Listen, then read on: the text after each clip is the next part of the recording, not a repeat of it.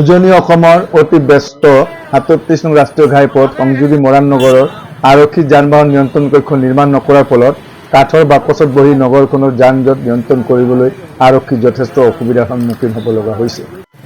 Police পইণ্টত থকা signal লাইটৰ খুঁটা কিছুদিন ধৰি ভাগি থকা দেখা গৈছে আৰু দুৰ্ঘটনাৰ সম্ভাৱনাও বৃদ্ধি পাইছে।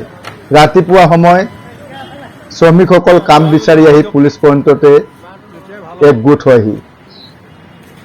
বৰ্তমান হাউলি থকা খুঁটাটো পৰি কাৰোবাৰ জীৱন হানি নহ'ব তাক নুই কৰিব নোৱাৰি। দৈনিক পথচাৰী এই কাষেদি অহা যোৱা কৰে। মটৰচাইকেল, স্কুলীয়া ছাত্ৰ-ছাত্ৰীও এই পুলিচ পইণ্টৰ কাষেদিয়ে অহা যোৱা কৰি থাকে। পুলিচ পইণ্টৰ ছিগনেল লাইট খুঁটাটোক বাঁহৰ খুঁটাৰে ঠেকা দি ৰখা হৈছে।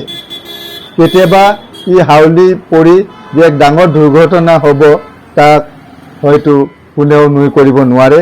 কোনো দুৰ্ঘটনা হোৱাৰ আগতে ইয়াক মেৰামতি কৰাৰ প্ৰয়োজন।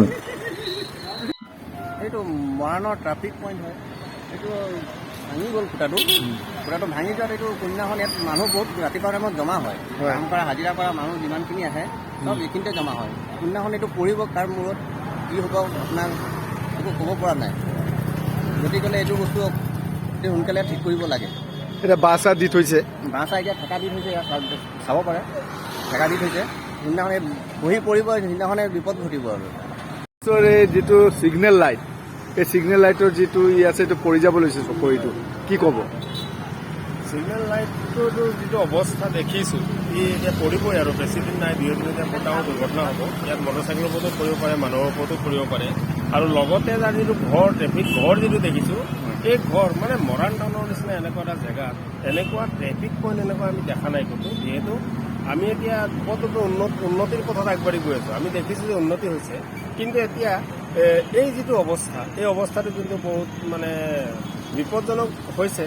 যিহেতু এক্সিডেণ্টবিলাক কেনেকুৱা হয়, যদি ট্ৰেফিক পুলিচ কণ্ট্ৰল ৰুমটোৱেই নাথাকে তেতিয়াহ'লে ইয়াত এক্সিডেণ্ট হ'ব। আৰু এইটো ইতিমধ্যে পৰিবলৈ গৈ আছে, ইয়াত এক্সিডেণ্ট হ'ব। এক্সিডেণ্ট হোৱাৰ লগে লগে ইয়াত আৰু বহুত ধৰণৰ অশান্তি আহিব। গতিকে মানুহৰ জনস্বাস্থ্যৰ প্ৰতি এটা ভাবুকি আহি পৰিছে, জনস্বাস্থ্য বুলি ক'ব লাগিব। যিহেতু ইয়াত এক্সিডেণ্ট হোৱাৰ লগে লগে মানুহ ঘূণীয়া হ'ব, বহুত ৰকমৰ হ'ব। মানুহে যিবিলাক নিচাজাতীয় এতিয়া যিহেতু ৰাতিপুৱা সময় এই পুলিচ পইণ্টত এই আপোনাৰ কাম কৰা মানুহবোৰ সমাগম হয়, ৰাতিপুৱা দেখে ইয়াত পুলিচ পইণ্টৰ কাষত, কি ক'ব? তাকে কৈছোঁ, নিচাজাতীয় দ্ৰব্য খাই গাড়ী মটৰচাইকেল চলাব, সেইখিনি এক্সিডেণ্ট হ'ব।